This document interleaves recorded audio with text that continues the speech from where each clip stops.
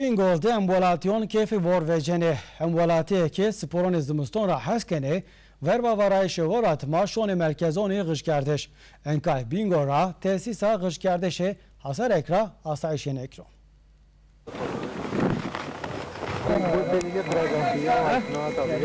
Merkezi Gıcı Aserek merkezi Bingöl ra 24 kilometre durî dova dikmedo.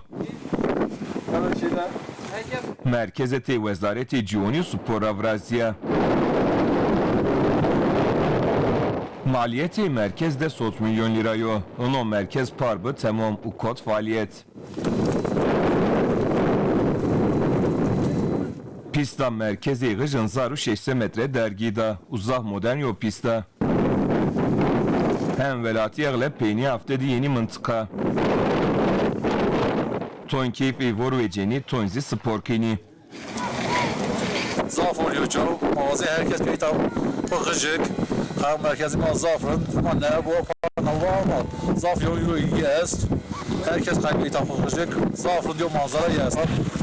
Pisteyi her şey zafırın.